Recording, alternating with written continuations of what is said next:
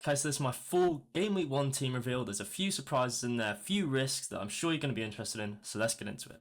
Okay, so just a note on my bench, goalkeepers and defenders. I've got Edison and Flecken rotating goalkeepers. Edison is a bit of a risky one because you don't necessarily know that Ortega's not going to be playing. Even though they've got game week good fixtures in game week 2 and onwards, I can just easily see Ortega starting that game against Ipswich, and that's really the fixture I'm trying to target because I think there's a nailed-on clean sheet there. I can't see Ipswich scoring in that game, but that said, Edison's in my team, so I think mainly because he's a cheaper option to get into the City defence. A lot of people are looking at Vardiol. If you get Vardiol, there's every chance that Nathan Ake starts left back, so that's not guaranteed at all. I think Cancelo's back as well, so there's every chance he could start left back. He had a good Euros as well, so Pep might be looking at him as an option. I've got Barker on the bench. He's going to be nailed on while Estupiñán's injured, so I think to get a Brighton left back for 4 million is pretty good going, so I think you should definitely be considering him. Mykolenko, I didn't actually mention Everton in my defenders to target yesterday, but my previous video. But Mykolenko is a really good option at 4.5 million.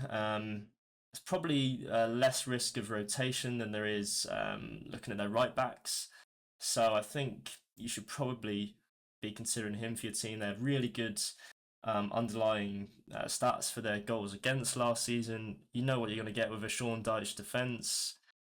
I think he's just an all-round great option. They kept a lot of clean sheets last season. I think they will again this season. I can't see why they wouldn't.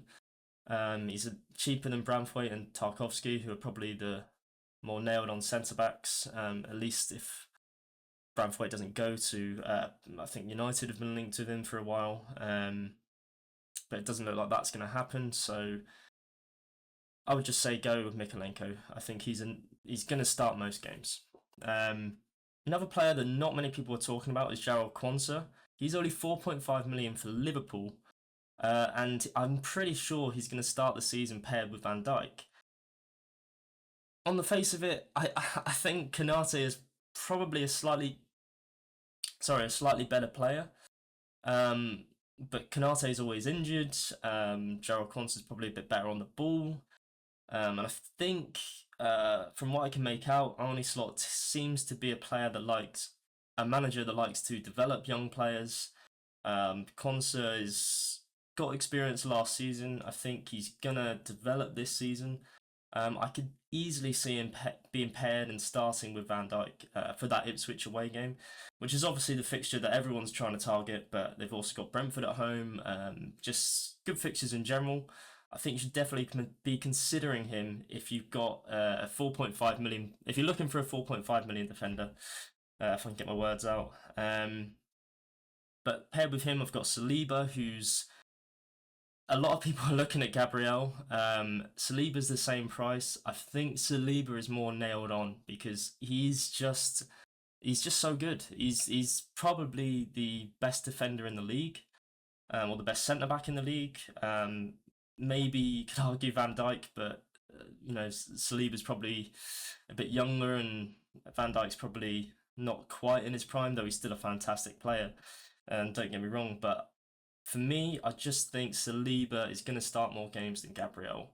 I think if you're looking at Calafiori starting or Timber starting, I think they're going to be taking Gabriel's place. In those fixtures where Arsenal will have a bit more of the ball, Gabriel is at risk of rotation. I just don't see it with Saliba. I think he's too good to not start.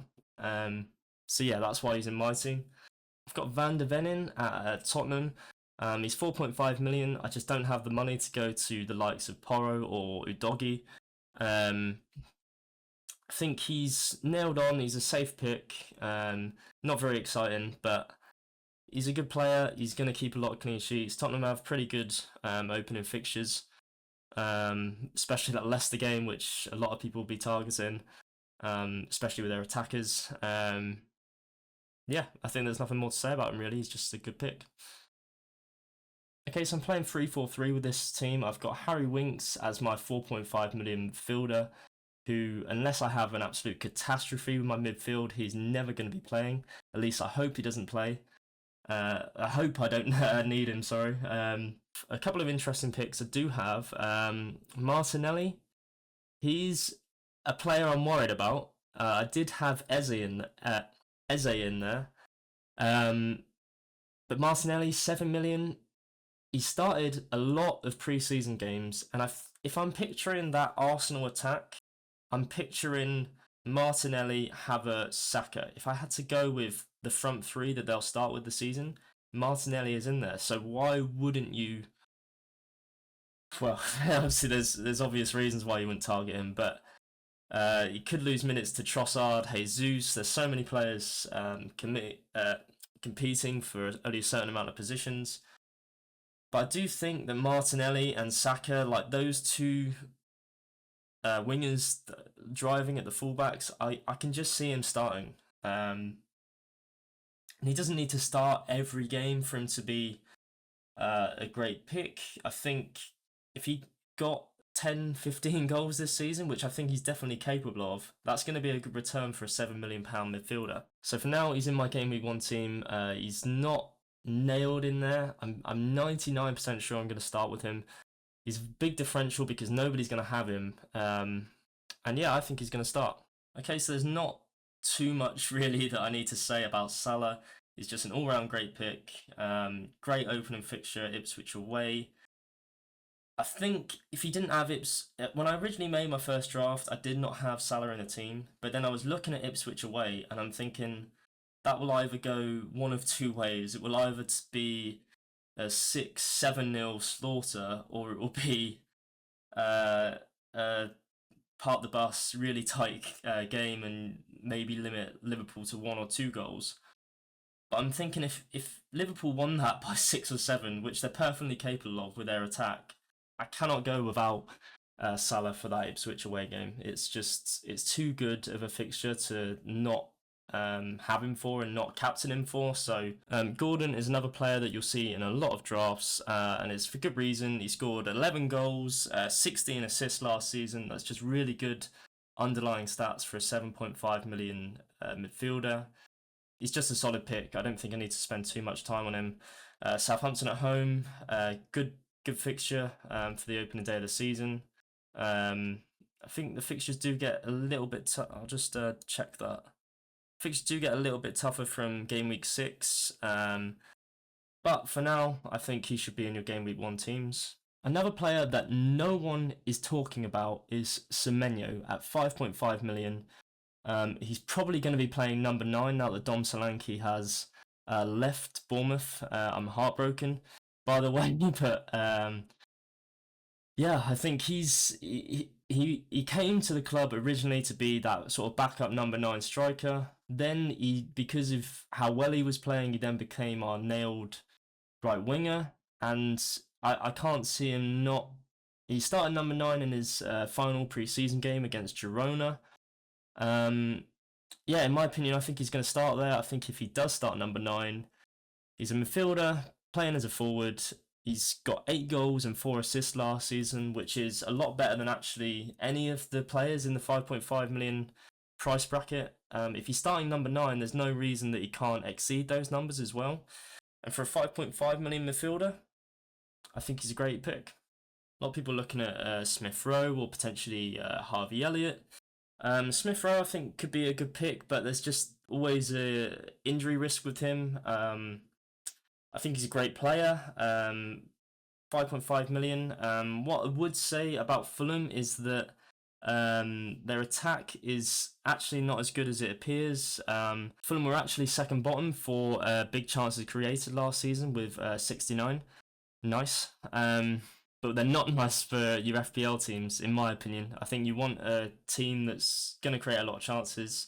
I think Bournemouth, even after losing Dom Solanke, I think Bournemouth will still create a lot of chances this season. They've scored a lot of goals in pre-season. I don't see why that would change. The fixtures for Bournemouth are okay. They're nothing to write home about, but Nottingham Forest away, Newcastle at home, Everton away. They're not bad fixtures and they're not great fixtures. But if you look at those games last season, they did score a lot of goals in those games. By the Everton away, which they didn't score. But I just think, Bournemouth are going to have another good season. Semenyo could be that player that's like Anthony Gordon last season. He was 5.5, and then by the middle of the season, everyone had Gordon in their team, and he was 6.5 million. I think Semenyo could be that enabler that everyone goes for at the start of the season. But for now, he's only 1% owned, so he could be a great differential, and I think he's definitely someone that you should consider for your team. Okay, for the same reasons I got Salah for that Ipswich away game, I did not have Haaland in my first draft, and because he is expensive, but I had to find a way to get the funds for him because Ipswich at home in game week 2, that is just the best captaincy choice. Everyone that has Haaland is gonna captain him. If he gets 4 goals and you don't have him captain that week, or you don't have him at all that week, you're gonna be missing out on so many points. I think it's just safe, boring, but you're gonna want him for those opening fixtures.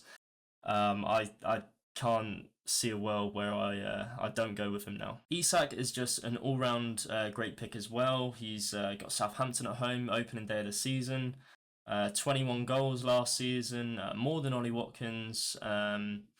Didn't get as many points because he didn't get make as many appearances or get as many assists, but he's a great choice.